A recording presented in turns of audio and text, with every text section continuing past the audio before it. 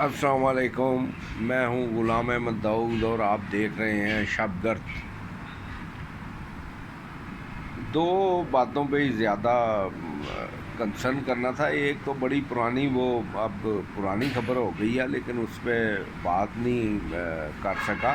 وہ تھی مجیب الرحمان شامی صاحب نے جو آ کے جنرل باجوہ کی قسموں کا ذکر کیا تھا، اور اس کے بعد عبدالمالک صاحب بھی، مالک صاحب میرے ان کے والد میرے دوست تھے، غلام یزدانی ملک، بڑے اچھی لیکس لیک تھی ان سے، اچھی رسم و روایت تھی ان کے ساتھ، اور جاتے تھے ہم ان کے راوی کے دریائے راوی کے کنارے پہ گھر ہے یزدانی ہاؤس، تو وہاں پہ اکثر جانا رہتا تھا۔ تو بڑے ان سے اس وقت مالک صاحب تو امریکہ میں پڑھتے تھے۔ اس کے بعد میں اسلام آباد آ گیا، تو اسلام آباد میں مالک صاحب آئے، پتہ چلا جی کہ یہ یزدانی صاحب کے بیٹے ہیں۔ بہرحال تو ان سے انہوں نے آگے قسموں کا ذکر کیا باجوہ کی کہ بھئی انہوں نے اللہ کو ہاتھ نہ اور جیب میں قرآن ڈال کے لے آئے تھے۔ یہ سارا ڈرامہ میرا کا انہی لوگوں کے آگے کرنے کی انہیں ضرورت پیش آئی۔ مالک کا تو میں کچھ کہہ نہیں سکتا، لیکن مجیب الرحمان شامی صاحب جو ہیں وہ تو ان کے تو 20-25 پٹرول پمپ ہیں لاہور میں، یورو کے نام سے پٹرول پمپ ہیں، تو انہوں نے پٹرول پمپ تو بند نہیں کروانے۔ اب باجوہ صاحب نے قسم کھائی ہے یا نہیں کھائی ہے یہ تو خدا ہی جانتا ہے۔ قرآن ان کے پاس تھا نہیں تھا، جیب میں ڈائری تھی، قرآن تھا کیا تھا، یہ تو اللہ ہی جانتا ہے کہ انہوں نے قسم کھائی ہے نہیں کھائی ہے۔ لیکن ان کو بغیر اس کے بھی وہ کہہ دیتے کہ بھئی جا کے ایسے کہہ دیں، تو کہہ ہی دینا تھا شامی صاحب نے، ایسی کون سی بات ہے، کسی نے اپنا پٹرول تو بند نہیں کروانا۔ تو بہرحال ان کے تو وہ اور باجوہ کی قسمیں اور شامی صاحب کا بیان اور وہ ذکر اس پری وش کا اور پھر بیان اپنا، تو یہ ساری چیزیں جو ہیں یہ تو لوگوں کو پتہ ہی ہے کون یقین کر رہا ہے۔ وہ قیدی جو ہے منہ ویسے کہہ دے کوئی جھوٹی بات بھی، غلط بات بھی، تو اس کی بات کا لوگ یقین کر لیتے ہیں، اور یہ قسم قرآن اٹھاتے ہیں تو کوئی یقین نہیں کرتا۔ اس سے بڑی بدقسمتی کی بات کوئی نہیں۔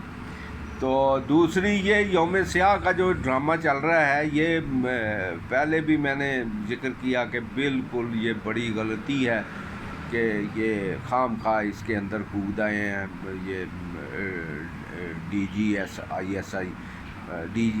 آئی ایس پی آر، تو یہ خام خواہ اس میں کودے ہیں اور ملک کا بیڑا غرق ہوا ہے۔ جس دن سے یہ معاملات چلے ہیں تو اس دن سے ہی کاروباری حالات جو ہیں وہ بالکل خراب ہو کر رہ گئے ہیں۔ یعنی جن کی 10 لاکھ کی سیل تھی وہ 1 لاکھ رہ گئی ہے، جس کی 1 لاکھ سیل تھی وہ 10,000 رہ گئی۔ یعنی کاروبار کوئی وہ نکل نہیں رہے، اور بیڑا غرق پہلے ہی بیڑا غرق تھا۔ کچھ تھوڑا سا یہ مریم صاحبہ جب بھاگی دوڑی ہیں ادھر ادھر، تو کچھ ایسا لگ رہا تھا، کوئی اشارے مل رہے تھے کہ شاید کوئی بہتری کی طرف جا رہے ہیں۔ سڑکوں کو بھی وہ پنچر شنچر لگا رہی تھی، مرمت کروا رہی ہیں، چلو وہ تو اچھی بات ہے۔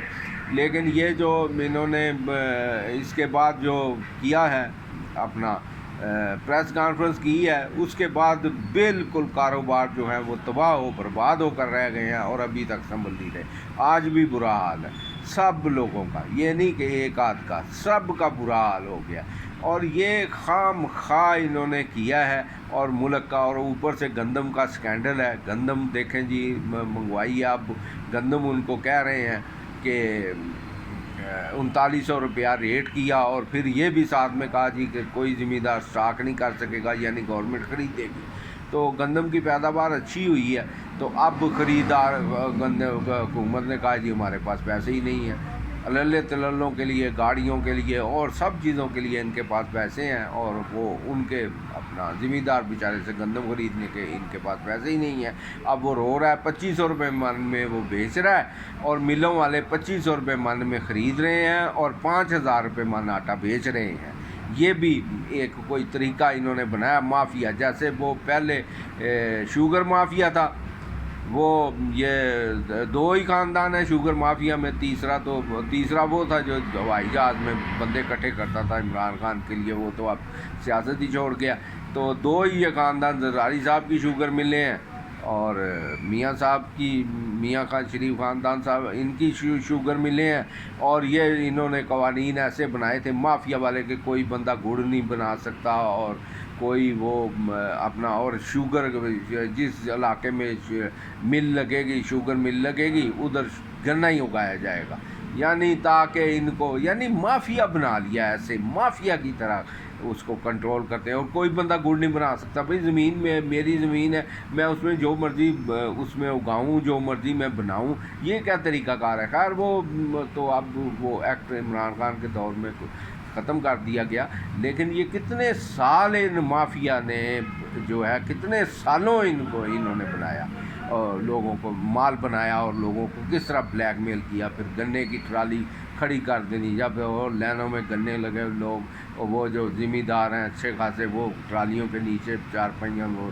ڈال کے پوڑیاں ڈال کے وہ سوئے ہوئے ہیں اور مانگ مانگ کے چائے پی رہے ہیں. اور پھر جو ہے جب گنا اچھا وزن کم ہو جاتا ہے پھر وہ ٹرالی لگتی ہے اور پیسوں کا پتہ ہی نہیں کہ کب ملنے ہیں. وہ بھی خان صاحب نے کچھ بہتری کی تھی. اب پھر تو اب یہ گندم والے رول گئے ہیں، ان کو رول رہے ہیں، کہہ رہے ہیں گندم نہیں خرید رہے. اب وہ گندم جو ہے وہ خرید رہے ہیں لوگ، یہ نہیں لوگ خرید رہے ہیں، لیکن وہ 2500 روپے میں خرید رہے ہیں. اب ان کو ایک یہ اور لولی پاپ اور ڈرامہ گیری کر رہے ہیں اور وہی ٹھگ بازی ٹھگوں والی باتیں اور دکھا رہے ہیں جی کہ گندم اب ان کو کاٹ دیے جائیں گے، کسان کاٹ دیا جائے گا. یعنی کسان اس میں بھی پھر کرپشن کا ہی کوئی رولا گولا ہوگا، کس کو دینا ہے کس کو نہیں، جس کو دیں گے اس سے پیسے لیں گے، اس سے کہیں گے جی ووٹ ہمارا بنے اور یہ وہ. یعنی کوئی کام ایسا جو یہ پاکستان کی یا عوام کی خاطر کریں یہ ان کو نصیب نہیں.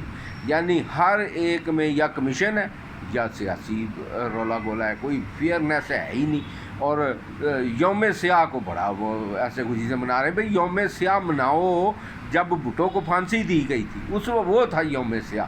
جب ضیاء الحق نے جنرل ضیاء الحق نے آ کے ماشاء اللہ لگایا تھا اور لوگوں کو کوڑے مارے تھے، وہ تھا یوم سیاہ. وہ یوم سیاہ ہمارے لیے تو روز یوم سیاہ ہے. جب بجلی کا بل آتا ہے یوم سیاہ ہے، گیس کا بل آتا ہے یوم سیاہ ہوتا ہے، پیٹرول ڈلوانا ہے جس دن اس دن یوم سیاہ ہوتا ہے، مکان کا کرایہ دینا، دکان کا کرایہ دینا، اس دن یہ یوم سیاہ ہوتا ہے ہمارا. ہم تو روز عوام تو روز یوم سیاہ دیکھ رہے. کاروبار نہیں ہوا یوم سیاہ ہے. اب گوادر میں مزدوروں کو بیچاروں کو مار دیا، قتل کر دیا، اب ان کے سارے کاروبار سب کا یوم سیاہ. 90,000 جب قیدی بن گئے وہ یوم سیاہ تھا. بنگلہ دیش جدا ہوا وہ تو یوم سیاہ نہیں منایا. اب یہ 9 مئی کا نیا ڈرامہ یوم سیاہ منا رہے ہیں اور مزے کر رہے ہیں. اس کو وہ جب بھٹو کو پھانسی دی اس کا یوم سیاہ منائیں نا.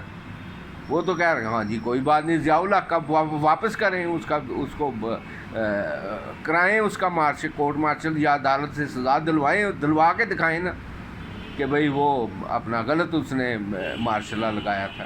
تو فضول باتیں ایسے سیاسی یہ جو ہیں یہ اس سے ملک و قوم کا فائدہ نہیں ہو رہا. یہ جھگڑوں سے ملک کا نقصان ہو رہا ہے، پاکستان کا نقصان ہو رہا ہے. خدا کا خوف کریں اور آگے بڑھنے کے لیے ان چیزوں سے باہر نکل آئیں، اس خول سے باہر نکل آئیں. یہ نہیں ہو سکتا اس طرح سے. یہ ایلیمینیشن یا کسی کو دیوار کے ساتھ نہیں لگایا جا سکتا.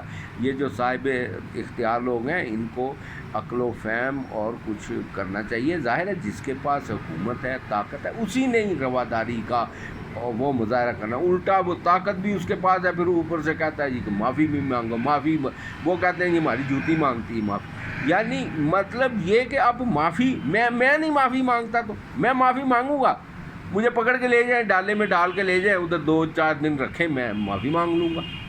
تو یہ اپنا یہ کوئی طریقہ کار ہے اس طرح سے معافیاں منگوانے، معافی مانگے. بھئی معافی حکمراں کس نے اختیار دیا ہے کہ آپ معافیاں منگوائیں؟ عدالت نے کہا ہے، آئین نے کہا ہے کہ آپ معافیاں منگوائیں. کوئی بات ہے کرنے والی؟ فضول ایسے جھگڑوں میں پڑنے سے حکومت پاکستان کا نقصان ہو رہا ہے.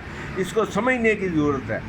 یہ جھگڑا جتنا بڑھائیں گے، جتنی معافیاں منگوائیں گے، جو کچھ کریں گے، اس سے ملک کا نقصان. اب تک ہوا ہے نا نقصان، اب تک نقصان ہوا ہے نا. جب سے یہ جو آپ نے وزیر خارجہ لگا دیا، اس کو بلاول بھٹو کو مہنگائی مارچ کروا دیا اور یہ ساری چیزیں کر لیں، تو اس کا ملک کا کوئی فائدہ ہوا ہے لوگوں کو؟ وہی پیاز انڈیا سے بند کر دی تجارت آپ نے. 30-35 روپے والا پیاز 300-350 روپے کلو میں ہم نے خریدا، اور وہی خریدا پیاز. یعنی پیاز بھی کھائے، جوتے بھی کھائے. وہی پیاز انڈیا سے دبئی گیا، دبئی سے امپورٹ کیا ہم نے.